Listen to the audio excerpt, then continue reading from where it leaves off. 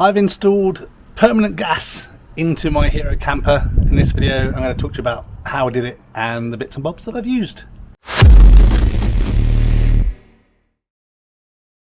Okay, so first thing to say, I'm not an expert or a qualified gas engineer or anything like that. I'm just some guy on YouTube who feels confident and competent enough to attempt this install on my teardrop camper. Use this information in any way that you see fit, or don't use it. If you don't feel confident at all, definitely get a professional to do it for you. But I'm just going to share with you the information that I've gathered based on research, what I think you are and aren't able to do, and what I'm going to do, and then show you kind of the finished results on my Hero Camper Ranger. So first thing to make note of is the information I'm basing my rationale and how I'm doing the install is based on the European standards. So the specific standard is EN 1949 2011 plus A1. This relates to gas installs in leisure vehicles, so motorhomes, camper vans, caravans, that kind of thing. So that's what I'm basing this around.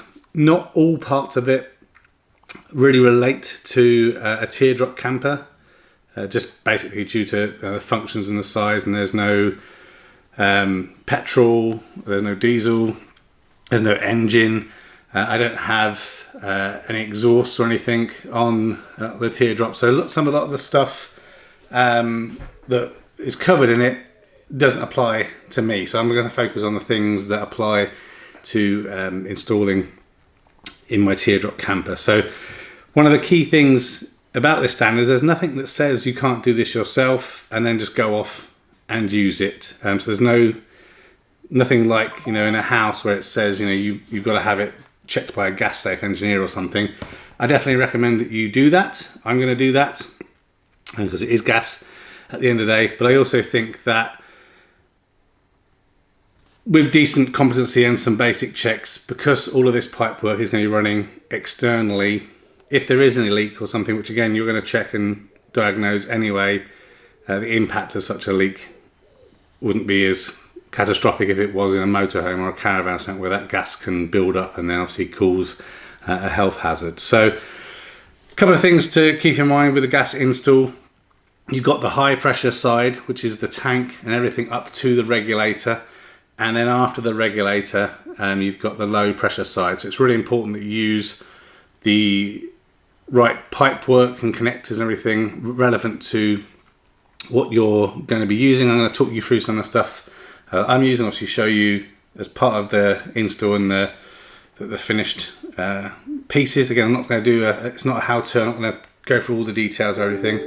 But the important thing to realise is that the pressure is going to vary a lot based on where you live and the temperature, and also the temperature of where your gas canister is housed. So mine's going to be in the tongue box at the front.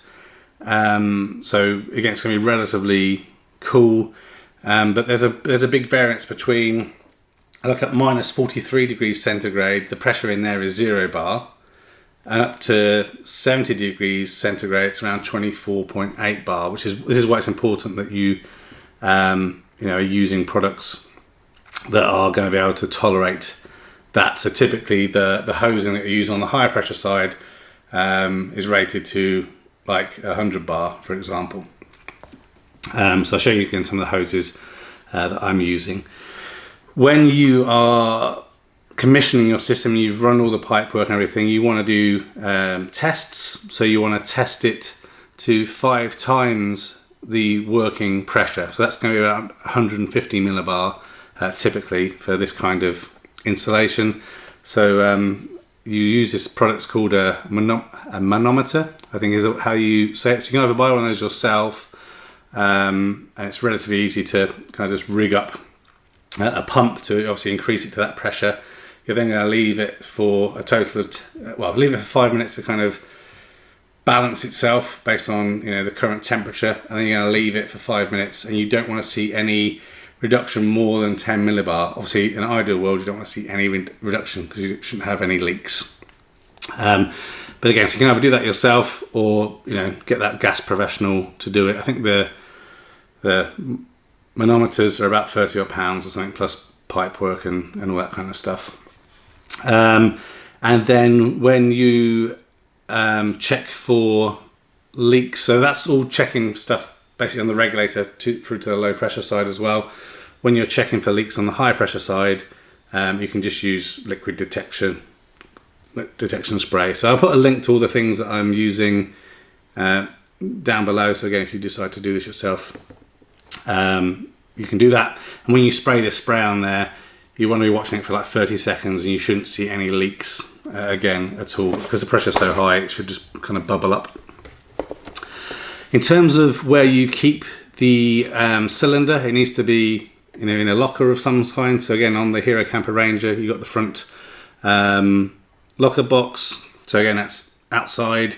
You can't have more than 2 cylinders. Each cylinder can be a maximum of 16 kilograms. Obviously, you shouldn't have this next to an exhaust or anything. The standard kind of defines how close you can have to exhaust and stuff. But again, I'm not interested in any of that because I don't have an exhaust or anything on my camper. It does need to be securely fixed, and it needs to be fixed in a way that does not require tools to remove it. So most gas lockers or whatever have one of these kind of straps that's a bit like a strap in your rucksack or something that you kind of pull tight. There's obviously also regulations and requirements around the gas cylinder itself. So it must have mechanisms so it doesn't fill more than 80%, auto cut-off valve, an indicator, see how full it is and everything. So I'm using the Gaslow stuff, which I'll show you in a moment. But yeah, and also the cylinder, when it's positioned in that gas locker, shouldn't hinder any abilities to isolate the gas or gain access to the regulator for testing and all this kind of thing as well. And in terms of the gas cylinder to the regulator, so you've got a couple of options. You can have the regulator kind of connected directly to the gas cylinder, which is what I have right now. But I'm going to change it to a remote regulator. So again, there are some requirements. I think it's either a maximum of 40 or 45 centimeters of that cable really in that gas locker environment. All the hose and stuff you're using should be clearly marked as to what their purpose is and what they're rated for. There's not a legal requirement, but they recommend that you change your high pressure and low pressure hoses every 5 years. So on those hoses you will see the manufacturing date, which again I'll show you some of that in a moment as well. And you also have to have a dropout vent as well. So I've put a 50mm dropout vent in my tongue box, and it's just basically because LPG is heavier than air, so any leaks or anything, it will fall down and it needs somewhere to escape, and then obviously just go into the atmosphere. It means obviously if this was inside a vehicle, again reduces any impact of gas poisoning and stuff like that. In terms of stuff post the regulator, you need to use fixed piping for that. You can't use the orange flexible piping for anything that's fixed. So again, in my situation, I'm going to be running pipe to an external quick release barbecue point. So again, that barbecue point is fixed. So I need to run proper permanent cable to that barbecue point. And then from that barbecue point, I can use flexible low pressure hosing again to connect a cooker or a heater or whatever it is that you want to be doing, but not any fixed items. So for example, if you had a fixed hob that you'd put in the kitchen area of your Hero camper, for example, that should be run with fixed pipe, not flexible pipe to that. So again, the easiest thing to use is copper coil, and again I'll show you what I'm using in a moment. In terms of all those fitments of the connectors and everything, when you're doing stuff on the high pressure side, you need to use some gas safe or gas approved PTFE tape. It's not plumbing PTFE tape, that's the gas type. Again, you put that around the thread and then you tighten that on. It's just going to fill in any gaps or anything on that nut when it's connecting to minimize any leaks. On the smaller low pressure side, it's typically, well at least in my setting, I'm going to be using compression valves compression fitment. So it's the olive that provides the seal there. You don't want to put PTFE tape around there because it's not actually the nut that is providing the seal. The nut helps pull the olive in and generate the seal. So you can get some liquid PTFE solution, which again I'll show you in a moment, that you can put around the olive if you've got any kind of little bits of weeping, and then kind of redo that up. If you put PTFE tape on those nuts, actually it will impact the ability for the nut to pull the olive hard and complete a good seal on that. The other thing you have to do is obviously have isolation on the gas tank itself and then local isolation at that point. So again, I have isolation on the gas tank, and I will have an isolation valve on that quick release barbecue point as well. So I have 2 points of isolation for the gas. All of the pipework has to be accessible for testing and servicing everything. And obviously you want to position it and fit it in a way where it's going to be minimized for damage. So my piping is running obviously outside of the camper. So I bought piping that has some rubber covering around it, and I will obviously position that up. So again, if any stones or anything flick up, it has that layer of protection. And you also have to make sure that the pipework is clipped at least every 50 centimeters. So you can do it less, I probably will, but that's kind of what the regulation says. I'm also using some rubber coated clips, so if there is any movement, it's going to minimize any chafing or anything on the pipework. So I think that covers most of the things. Now I'll take you through some of the tools that I plan to use, and then over the weekend I'm going to pop out to the camper, weather permitting, and make a start on this install. Okay, so again, I'm going to put links to everything down in the description. This is the copper coil that I've purchased. So you can see it's an 8mm copper pipe inside, but has this rubberized protection on the outside. So again, that's what I'm going to be running from the gas locker through to the back of my teardrop camper. You can remove and manipulate this stuff by hand. You also want to minimize any kinking. So you can get these pretty cheap, these mini pipe benders. So it just helps you get a kind of cleaner angle and bend. I should have minimal bends anyway, so it shouldn't be a big problem.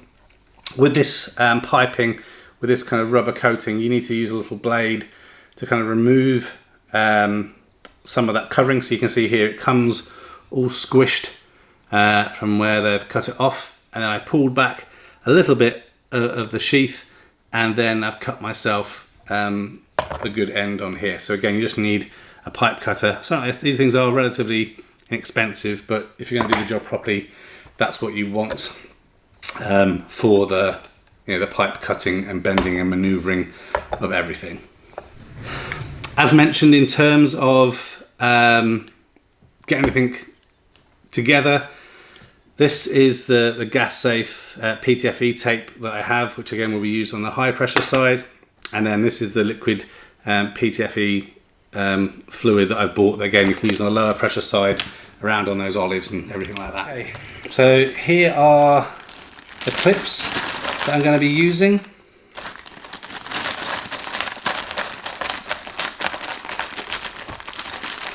I bought 20 clips. I should only need about 10 to 13, but you can see here that the pipe will kind of go in here, and then we kind of just pull it tight, but there's rubber coating on there so it won't do any chafing, and then a self-tapping screw or bolt that we use to hold that in place on the underside. And here we have the quick release barbecue point. So again, one of the main things for me here was to check that this is acceptable to live on the outside of the vehicle, and the manufacturer's confirmed that it can. So this will be going at the end in the kitchen area underneath the camper, and then what this enables me to do, obviously I'll have the 8mm pipe going into the end here. Isolation obviously at the point as well, which is part of regulation. We take this end cap off. We'll have this piece connected onto some pipe, which is part of the quick release connector. We can just push that in. When that's in, then we can freely open and close the pipe. Then when we've finished, just eject that out and put the cover on so no debris and stuff gets in there as well. Comes with a little bracket that you need some screws for, which will allow it to kind of fit and attach up to the underside of the camper. And then there are stickers that you can use for this again. So if you have multiple ones of these inside your camper or something, you need to put the relevant stickers on, so it's easier for people to identify what is being isolated. For me, just it's the one single point, I don't think I need to put a sticker on it because it's obvious you're isolating the one and only thing that there is. Okay, on the high pressure side, I have this 0.45 meter stainless steel pipe here. So you can see here it's rated to 100 bar. If you can see it on the side there. So again, this chunkier side fits onto the gas bottle, and the smaller side will be connecting onto the regulator. For the regulator, I've just gone for this. So it's a 424 RV model. So again, that will just fix to the inside of my gas locker.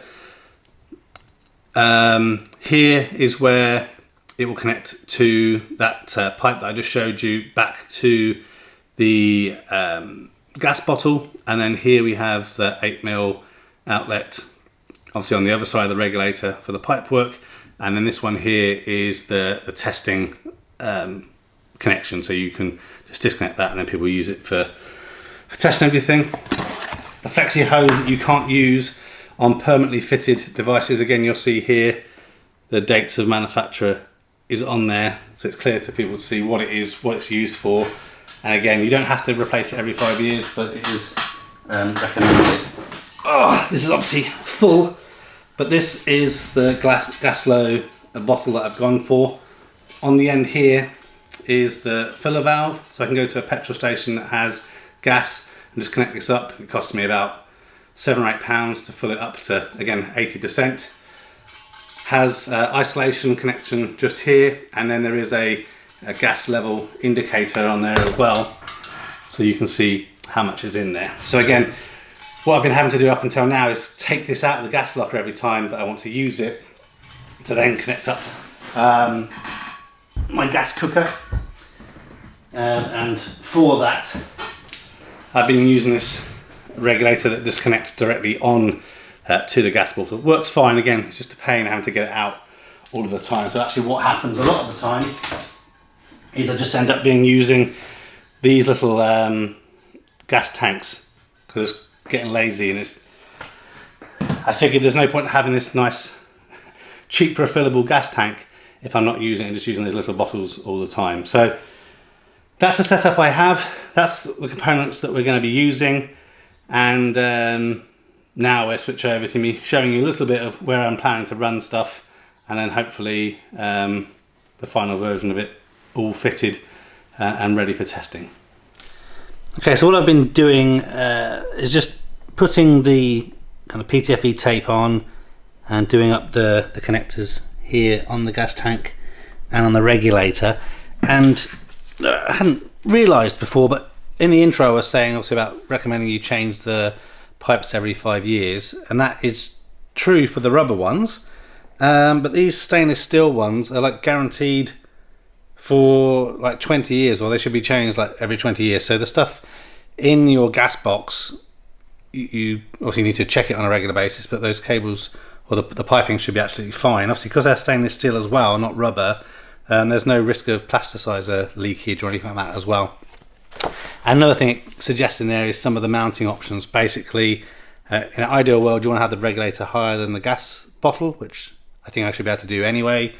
And if you can't do that with the stainless steel, you can just kind of loop it a little bit, like in this picture here, so that you won't get any, I don't know, it's condensation or something trapped there in the pipe. So next thing I'm going to do is go out to the gas box, as it were, work out exactly where I'm going to mount the regulator so I can adjust it, and then work out where I'm going to have the 8mm pipe going down. I think my plan is to have it go down inside the box and then out the bottom and across the underside of the camper, but we'll see how things kind of stack up once we get there.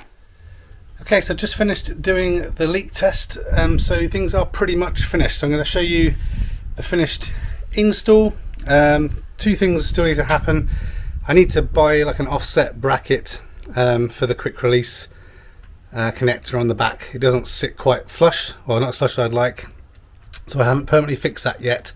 So the bracket I've got, gonna get some offsets from Gasset that I can then finish everything off. But apart from that, everything else is done. Again, just a couple of clips to put in, and so far gas test all good. And obviously you then want an independent expert to just pressure test and again check it all for leaks and everything, but everything seems to be working fine. So let me take you through what I've done, bits that went well, bits to keep in mind if you're going to do this yourself.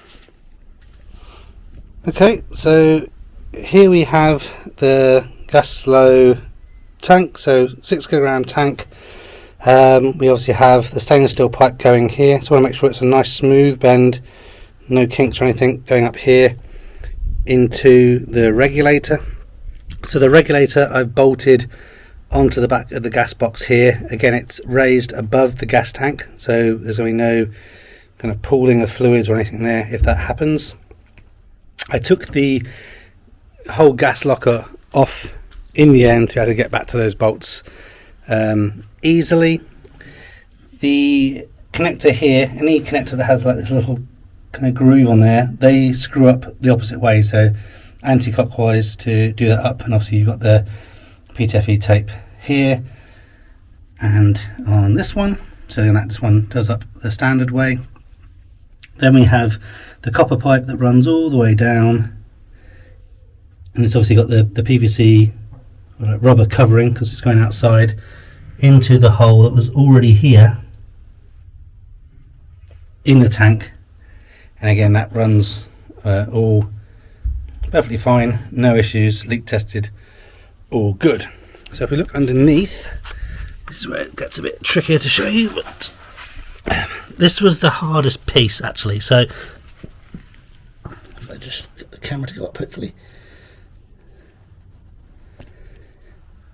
This is the hole that's already in the locker that we've used, and the first time I run the pipe through, there was a little bit of a kink in there. Not enough, I think, to cause a problem, but because I had enough extra pipe, I just rerun it to minimise the kinking, and then did a longer kind of loop with the pipe, so to minimise any kink or anything, and then that just runs along the end of the locker and then up across. Get the camera to show you. Up across, and then it's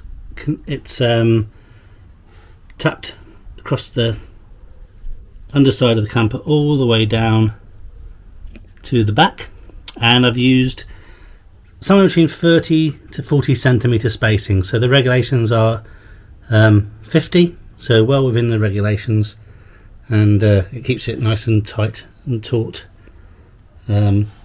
across the back here. Okay, so then now at the back of the camper, comes all the way along up to the quick release barbecue point just here. So as I mentioned before, I still need to put a clip in around here somewhere, and then use the mount to mount that properly. But basically we can gain access to that from the side of the camper just under here. And the reason I went for that is with 2 meters worth of pipe, I can connect into here, the shower can come out somewhere over the other side of the camper, and then also I can run the pipe up here, round the back, and to my Kadak hob.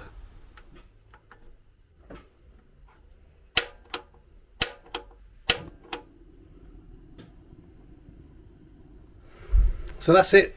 I think the only other thing that I may do is either 3D print or get a piece of aluminium or something that I can put at a slight angle, a bit like the cover for the hole underneath the Hero camper that stops any dirt and crud getting into the condensation hole, I think it is. So I could put one of those over there just to minimise any dirt getting into the barbecue isolator switch. But I think it's going to be okay. We've got a trip coming up in about a week's time, so it'd be good to check that out. Obviously need to get the barbecue thing properly mounted in there with the bolts, but again, like I got it, just want those spacers to make it fit much nicer. But super simple job really. Again, the main thing was just getting a nice-ish bend up into the gas box to make sure it didn't kink or anything. So yeah, I'm happy. So obviously in the future now, what that means is no more having to get the gas bottle out front all the time and having it outside and having to put it back all the time. We can just turn things on, isolate them, you know, turn them off when we're not using it. And all we've got to do is obviously just get this bit of pipe and put it back in.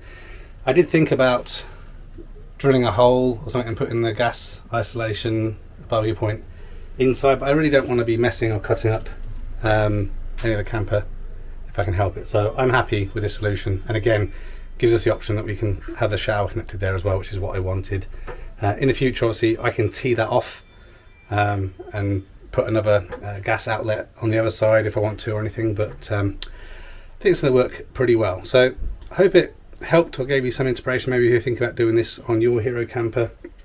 As I mentioned, this isn't how to, it's showing you kind of what I did, the reasons why. If you feel competent enough, have a go doing it yourself, but make sure you get checked out by someone who knows what they're doing. And if you're not competent, then again, just pay someone to do it. I didn't buy one of those manometer things that I mentioned at the beginning. They're about £30 odd, and it's £55 for the gas check when they're going to do all that stuff anyway. So I figured there's no point because I'm only going to use it once. So please leave any comments, questions, feedback down below. Please consider liking this video, and if you haven't already, please subscribe and press the bell icon for more hero camper related videos. Till the next one, bye for now.